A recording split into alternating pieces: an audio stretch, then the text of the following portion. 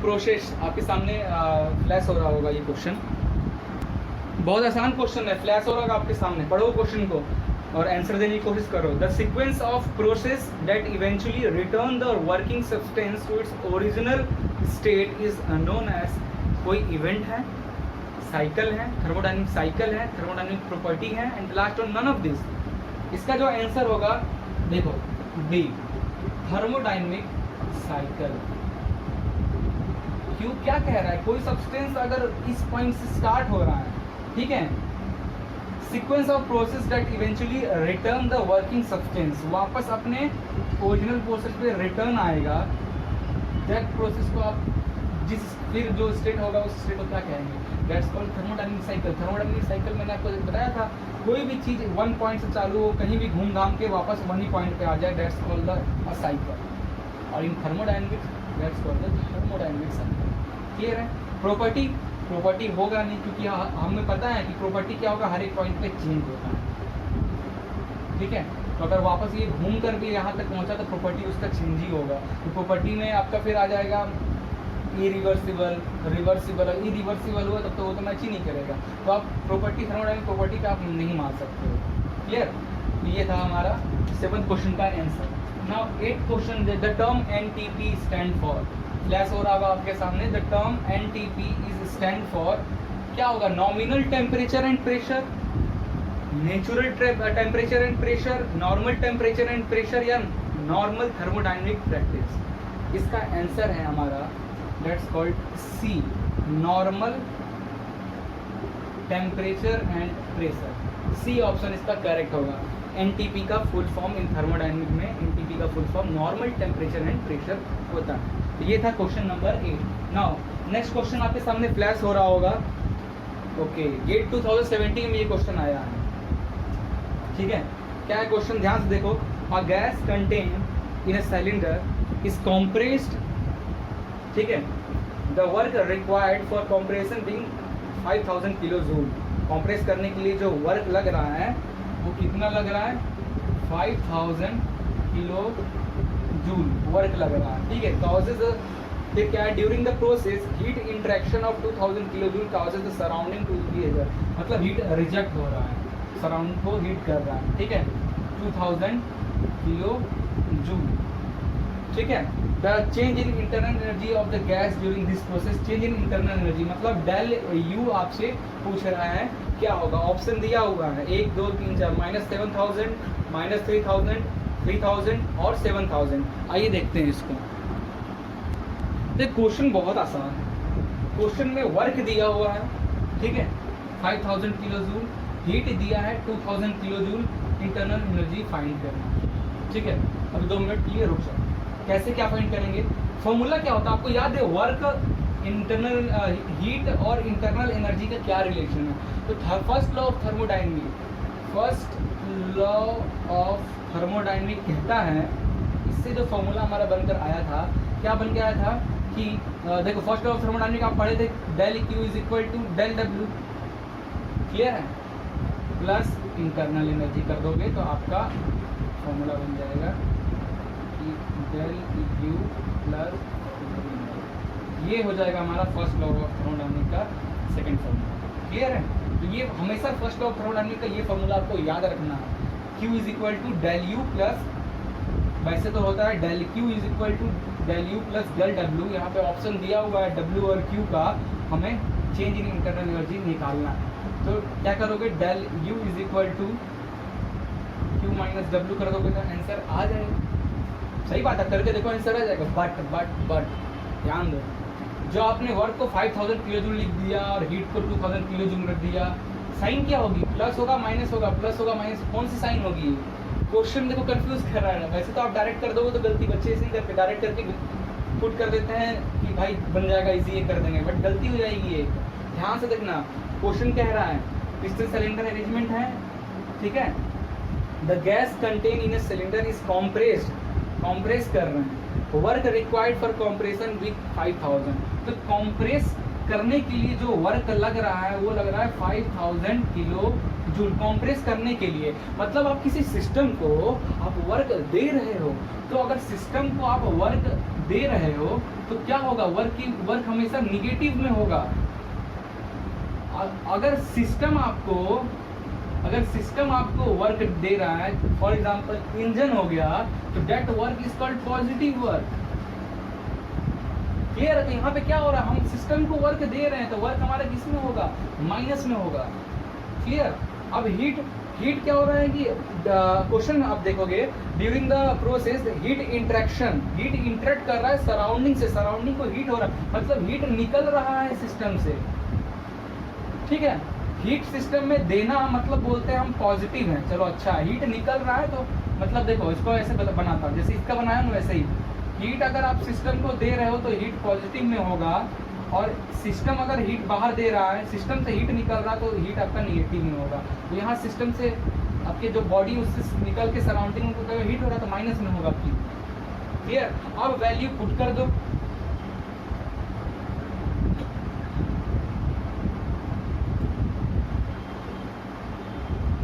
क्या होगा, minus plus हो जाएगा। ठीक है,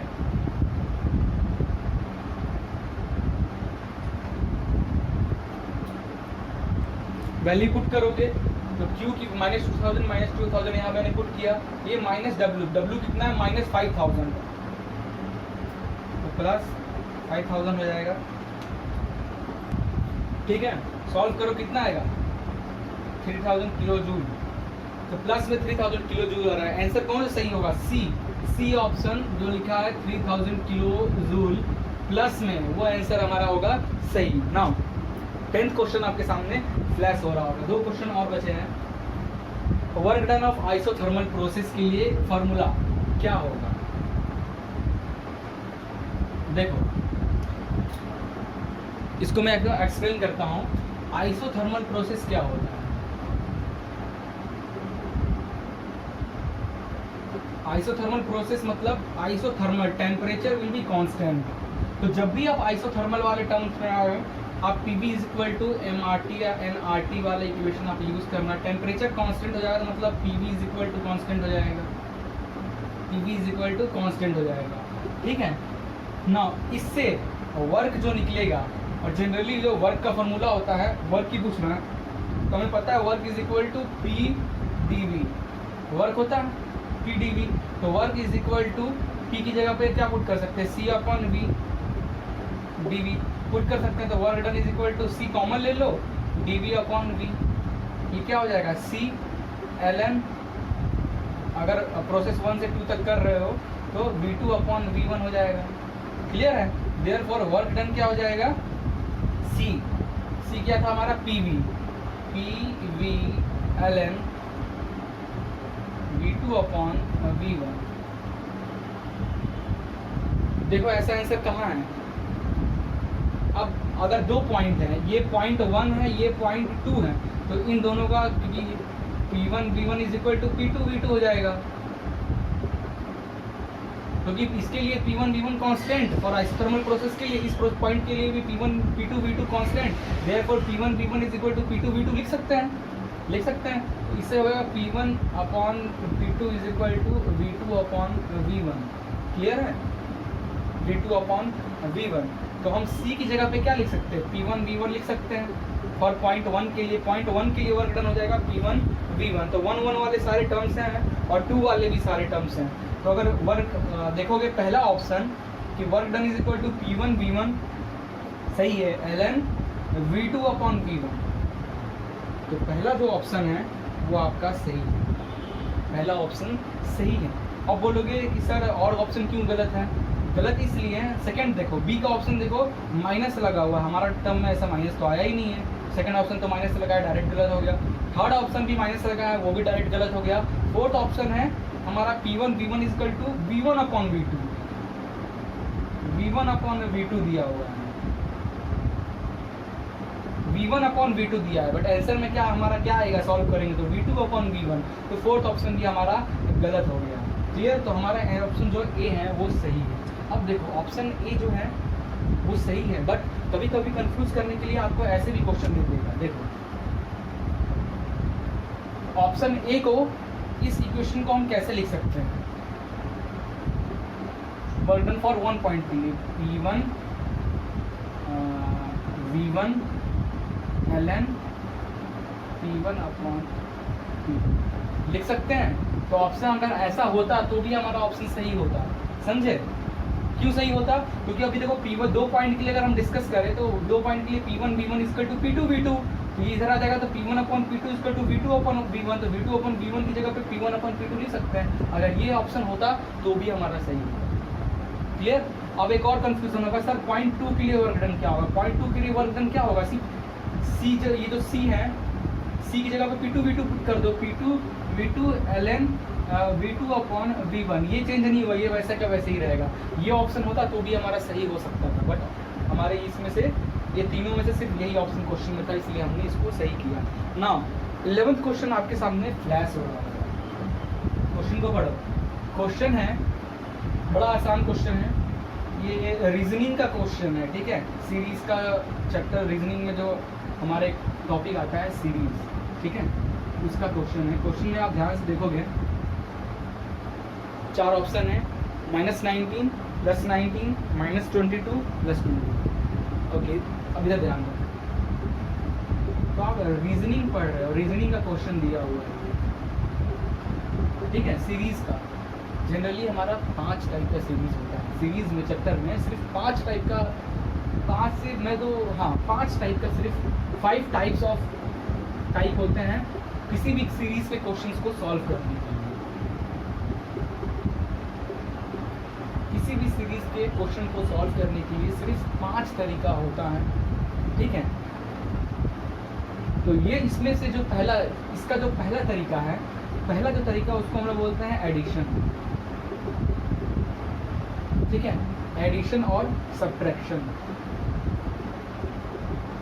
सीरीज का पहला जो है हमारा है एडिशन एंड सब्ट्रैक्शन होता है।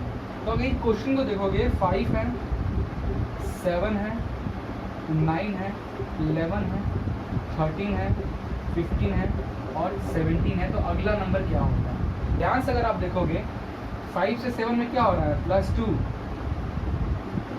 +2 +2 +2, 13 to 15 में +2, 15 to 17 में +2, 17 से +2 करो 19 हो जाएगा। आंसर कौन सा सही है इसमें आपका? बी ऑप्शन +19 आपका इसका आंसर हो जाएगा। क्लियर है? तो इस टॉपिक में हम आज के डे 1 जो डेली डोज है उसमें हम सीरीज का एक क्वेश्चन था, उस क्वेश्चन को सॉल्व किए। और ये क्वेश्चन सीरीज में 5 क्वेश्चन को, किसी भी क्वेश्चन को सॉल्व करने के लिए 5 तरीका होता है। तो पहला जो तरीका था उस पर ये क्वेश्चन था। क्लियर? डे 2 में हम इसकी जो ऐसे ही लाइन बाय लाइन हम आपको ये टॉपिक भी, आपको सीरीज में भी कभी एक टॉपिक ऐसे खत्म होते जाएगा, रीजनिंग का भी साथ में।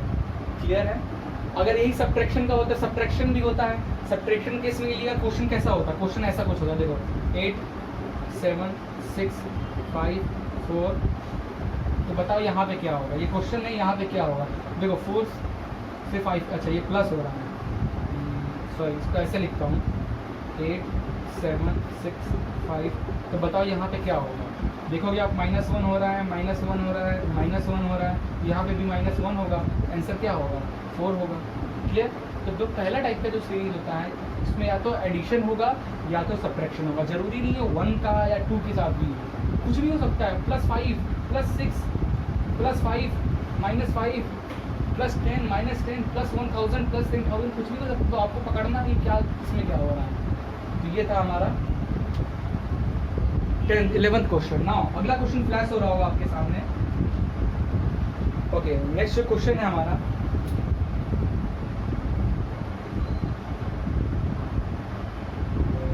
टेंथ क्वेश्चन है, सॉरी 12th क्वेश्चन है।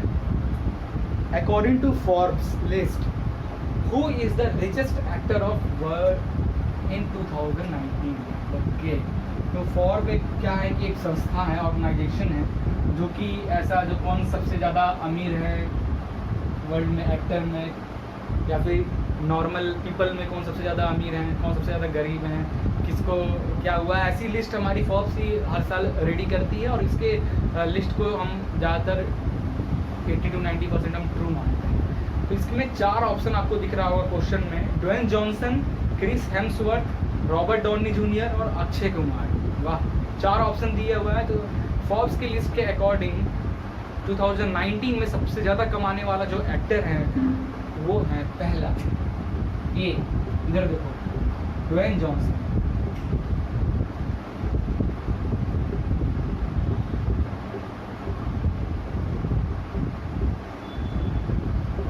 ड्वेन जॉनसन सबसे ज़्यादा कमाने वाला 2019 का ये एक्टर है। कौन है ये ड्वेन जॉनसन? बहुत को तो पता होगा, अगर फैन होंगे तो। नहीं पता है तो रॉक, WWE का जो रॉक थे ना, जो हमारे रॉक भाई, वो है ये, जो कि काफ़ी सारे अच्छे अच्छे मूवीज़, अभी रिसेंटली इनका मूवी आया था जुमानजी, ठीक है, 2, तो वही है ड्वेन जॉनसन सबसे ज़्यादा कमाने वाले। इसका अच्छा मैं आपको 4 लिस्ट और ड्वेन जॉनसन के बाद जो आते हैं वो आते हैं क्रिस, ठीक है। सेकंड जो सबसे ज़्यादा पैसा कमाने वाले एक्टर है, सेलिब्रिटी या एक्टर कहा जाए, ठीक है। थर्ड नंबर पे है रॉबर्ट डॉनी, कौन है ये? और फोर्थ है अक्षय कुमार। तो सबसे पहला जो सबसे ज़्यादा पैसा कमाने वाले हैं 2019 के कौन एक्टर, वो है ड्वेन जॉनसन, जिसको हम रॉक के नाम से भी जानते हैं। क्रिस हेम्सवर्थ, ये कौन है? थॉर, मार्वल फैन हो तो थॉर को जानते होगे। रॉबर्ट डॉनी जूनियर कौन है? मार्वल फैन हो तो जानते होगे, आयरन मैन, जिसको हम टोनी स्टार्क के भी नाम से जानते हैं। And the last Akshay Kumar, ये अपना इंडियन मिशन मंगल अभी जस्ट रिलीज हुई है, उसका हीरो। तो ये था एक सीरीज, सबसे ज़्यादा ड्वेन जॉनसन, फिर क्रिस, फिर रॉबर्ट डॉनी जूनियर और अक्षय कुमार। अच्छा, इनका आपको ये भी बता दें कौन कितना एक्चुअली 2019 इनका जो लिस्ट बना है, तो इनके परसेंटेज क्या दिया है, मतलब कितना करोड़ कमाते हैं, ये भी मैं आपको यहाँ पे बता देता हूँ, ठीक है। तो जो ड्वेन जॉनसन है 89.4 मिलियन डॉलर इनका साल का 2019 का कमाई रहा। क्रिस का क्या रहा? 76.4 मिलियन डॉलर।